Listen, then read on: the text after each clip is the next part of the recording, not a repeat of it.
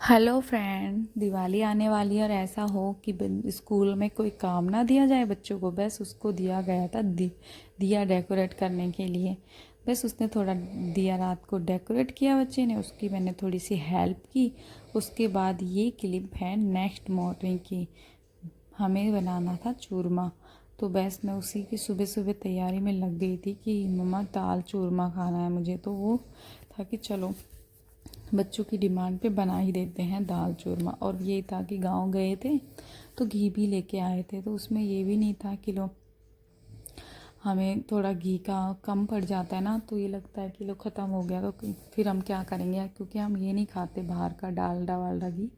हमने ना अपना गांव का ही देसी घी ही खाते हैं, तो इसलिए बस उसके लिए मैंने आटा लगाया, थोड़ा सा इसमें बेसन डाल लिया था, थोड़ा मोहन डाल लिया था, क्योंकि अगर चूरमा की बनाने वाली रोटी में थोड़ा सा मोहन और थोड़ा सा बेसन डाल लेते हैं, चूरमा काफ़ी टेस्टी और सॉफ्ट बनता है, बिल्कुल मुंह में घुलने वाला।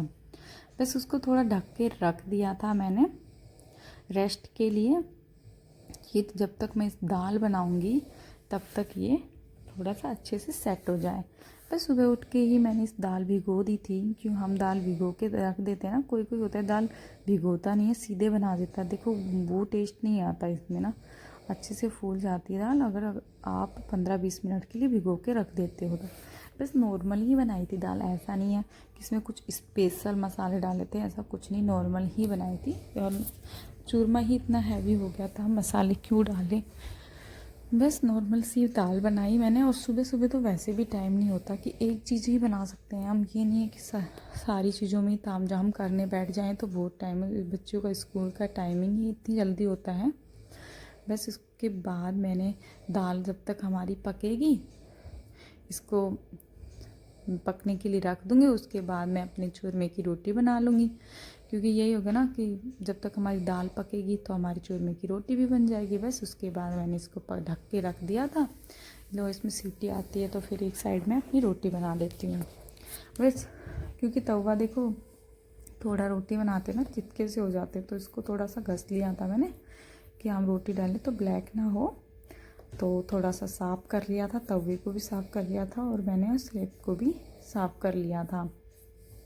कि क्योंकि थोड़ा सा रहता है ना कि मैं नीचे ही स्लैब पे ही रोटी बेलती हूँ, तो अच्छे से साफ़ करके ही बेलती हूँ।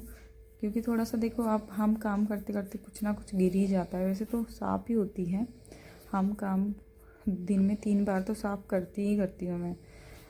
बस उसके बाद रोटी रखती थी। थोड़ी ना चूरमे की रोटी मोटी बनती है, क्योंकि हम बारीक बारीक रोटी बनाएंगे ना तो चूरमा एकदम ना टाइट टाइट सा बनेगा। आप थोड़ा सा मोटी मोटी रोटी बनाओगे ना तो चूरमा सॉफ्ट सॉफ्ट सा बनेगा।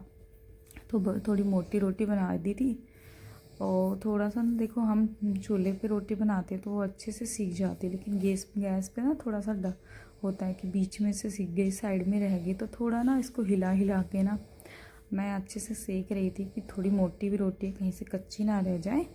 और फिर वो ये पेट को ख़राब करे, कच्ची रोटी तो देखो नुकसान तो करती ही है, तो इसलिए मैंने इसको अच्छे से घुमा घुमा कर सेक लिया था।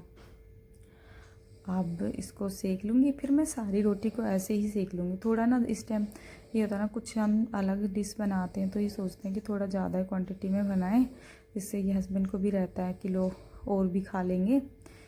इसलिए मैंने गुड़ का चूरमा बनाया था, गुड़ को मैंने कूट लिया था बारीक बारीक ना, तो फिर उसमें ही डाल दिया था। रोटी को भी देखो मैंने बिल्कुल बारीक बारीक ऐसे हाथों से, थोड़ी मेहनत तो देखो लगती है अगर हम बनाने, तो बस उसके में देखो घी बहुत जाता है चूरमे में, हम कम डालते हैं तो हमें टेस्ट नहीं आता, और इसमें घी तो जाता ही ज़्यादा है। बस इसके बाद मैंने इसको टिफ़िन में डाल दिया था हस्बैंड के में और बेटे के में, और थोड़ा ज़्यादा बन गया था।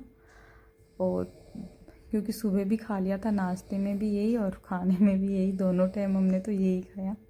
बस उसके बाद हम लग गई थी, क्योंकि मेरे को सफाई करनी थी, मैं 2 चीज़ नहीं बना सकती थी, क्योंकि घर भी जाना है, फिर सफाई करके पहले यहाँ की सफाई अच्छे से करके फिर हमें घर भी निकलना है। अब ये तो है नहीं कि भाई यहाँ पे हम दिवाली सेलिब्रेट नहीं करेंगे तो फिर हम गांव में ही करेंगे, तो ये नहीं कि यहाँ छोड़ जाएं, ऐसे नहीं, इसको अच्छे से क्लीन करके ही जाना है, क्योंकि भाई घर तो हम यहाँ भी रहते हैं ना, लक्ष्मी तो माता तो यहाँ भी आनी चाहिए। तो बस उसके बाद थोड़ा थक गई थी तो थोड़ा आराम कर लिया। शाम को फिर हस्बैंड को कुछ गिफ्ट मिले थे और इस बेटे ने कुछ शूज भी मंगाए थे। तो बस वही है, उसका आते ही चिपट गया, मतलब चिपटना था क्या, तो गिफ्ट मिला है तो इसमें क्या है। तो वो बच्चों को थोड़ा ना ज़्यादा होता है कि इसमें क्या है, निकाल जल्दी खोलो जल्दी खोलो, तो वो खुल भी नहीं रहा था, फिर भी लगा हुआ था। मैंने कहा रुक जा, थोड़ा ध्यान से देख ले, सब्र भी तो कोई चीज़ होती है। नहीं, फिर वो नहीं खुला तो अपने सूझ के लग गया। पहले तो गिफ्ट के चिपट गया, फिर सूझ के लग गया कि फिर हाथ से ही देखो कैसे बुरी तरह खींच रहा था। मैंने कहा रुक जा, मैं चाकू लेके आती हूँ। फिर मैं चाकू लेके आई, उसके बाद इसको दिया। मैंने कहा चल अब खोल, क्यों खींच रहा है इसको।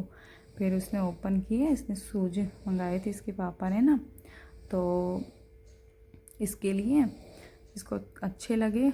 और कई दिन से कह रहा कब आएंगे शूज कब आएंगे, कुछ टाइम लगा दिया था इन्होंने थोड़ा सा।